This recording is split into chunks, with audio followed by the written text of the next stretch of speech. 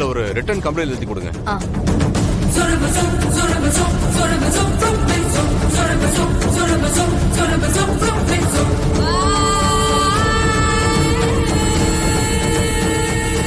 இந்த பவானி சொல்ற மாதிரி நான் மனசறிஞ்சு எந்த பாவமும் பண்ணல. அப்ப இருந்த கோவத்துல நான் சாரதா அம்மாவை திட்டினது என்னமோ உண்மைதான். ஆனா அதுக்காக அவங்க லெட்டர் எழுதி வச்சுட்டு தற்கொலை பண்ணிக்குவாங்கன்னு சத்தியமா நான் எதிர்பார்க்கவே இல்லை.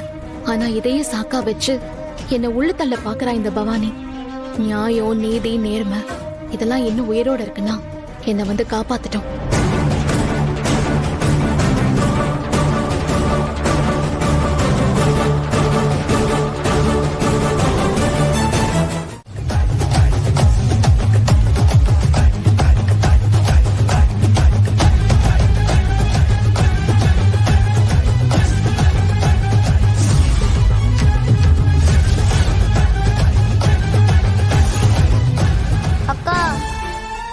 சுத்தி எல்லா இடத்துலயும் தேடிட்டேன்க்கா, எங்கேயும் அப்பாவை காணோம்க்கா. இப்ப என்னக்கா பண்றது?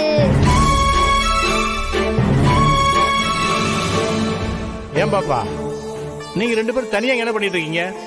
நாங்க ரெண்டு பேரும் அப்பாவை தேடிட்டு வந்தோம். அப்பாவை கோயில்ல எங்கேயுமே காணோம். அதனாலதான் என்ன பண்றதுன்னு தெரியாம நின்னுட்டு இருக்கோம். என்ன தம்பி சொல்ற? இப்பதானே உங்க அப்பா வெளியே போறத பார்த்தேன். இவ்வளவு நேரம் கோயில தானே உட்கார்ந்து இருந்தாரு. என்கிட்ட அவர் சரியா மூஞ்சி கொடுத்து கூட பேசவே இல்லையே.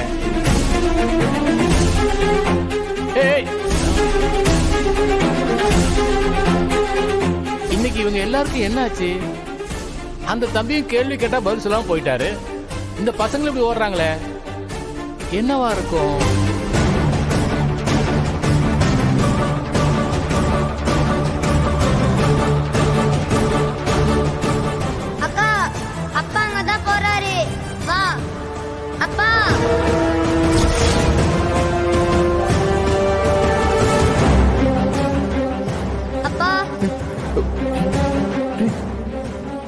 என்னாச்சு? அப்பா, அம்மாவை போலீஸ்காரங்க அரெஸ்ட் பண்ணி ஸ்டேஷனுக்கு கூட்டிட்டு போயிட்டாங்கப்பா.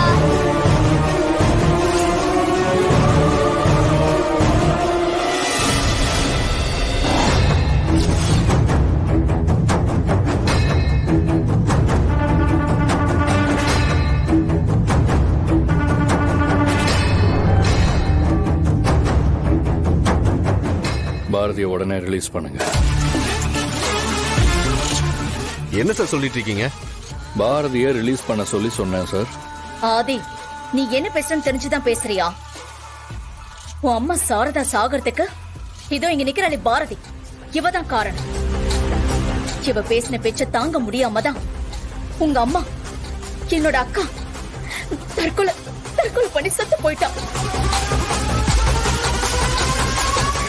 நீ இப்படி இங்க நிக்கிறதுக்கு காரணமே இதோ இவதான்.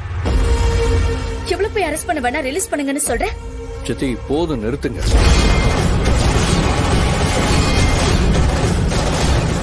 சித்தி, நீ என்ன பேசிக்கிட்டு இருக்கன்னு சத்தியமா எனக்கு புரியல. இவதான் உங்க அம்மாவை கொன்னவ. அதுக்கான தண்டனைய இவ அனுபவிச்சுதான் ஆகணும். சித்தி எனக்கு கொஞ்சம் பேச விடுறீங்களா? உங்க எல்லார்கிட்டயும் நான் ஒரு விஷயத்த தெளிவா சொல்றேன், நல்லா கேட்டுக்கங்க. பாரதிய நான் முழுசா நம்புறேன். தீராத காதல் சாகாதடா, உயிர் போக எரிந்தாலும் வேகாதடா. அவங்கள நான் இவ்வளவு நாளும் கூட இருந்தே பார்த்திருக்கேன். அதனால கண்டிப்பா எங்க அம்மாவோட சாவுக்கு பாரதி காரணமா இருக்க மாட்டாங்கன்னு நான் நம்புறேன்.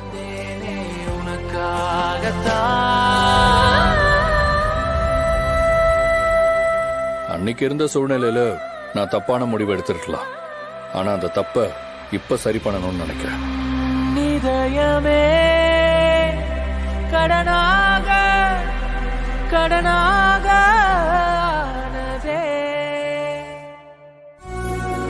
ஆதி, உனக்கு என்ன பைத்தியமா பிடிச்சிருக்கு?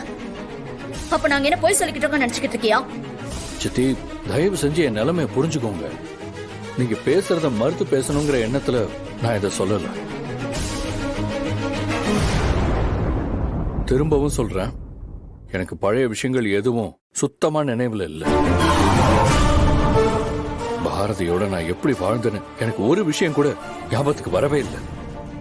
ஆனா இவ்வளவு நாளும் பாரதி கூட இருந்தது, பேசினது, பழகுனது, இது எல்லாத்தையும் வச்சு பார்க்கும்போது கண்டிப்பா அவங்க என் அம்மாவோட சாவுக்கு காரணமா இருக்க மாட்டாங்கன்னு தெரியுது. ஆதி, எனக்கு என்னமோ நீ தப்பு பண்றன்னு தோணுதா? இல்ல சித்தி, இப்பதான் தப்பா சரி பண்ணிட்டு இருக்கேன்னு நினைக்கிறேன். இதுல ஏதோ ஒரு குழப்பம் நடந்திருக்குன்றது மட்டும் எனக்கு நல்லா தெரியுது. பாரதி மேல இப்படி ஒரு பழி இருக்குன்னா அது பொய்ன்னு அவங்க தான் நிரூபிக்கணும். அதுக்கு நான் அவங்களுக்கு கொஞ்ச நாள் டைம் கொடுத்தாகணும். அதுக்குள்ள அவங்களை ஜெயில வச்சு தண்டிக்கிறது சரி கிடையாது சித்தி.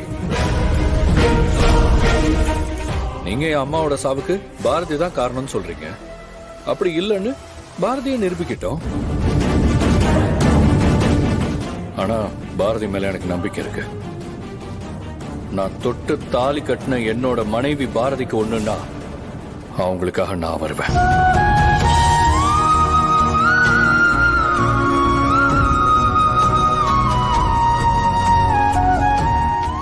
சித்தி, நான் சொன்ன விஷயம்லாம் உங்களுக்கு புரிஞ்சிருக்கும்னு நினைக்கிறேன். தயவு செஞ்சு இதுக்கு மேல பாரதி மேல நீங்க கம்ப்ளைண்ட் கொடுக்கறத என்னால அனுமதிக்கவே முடியாது.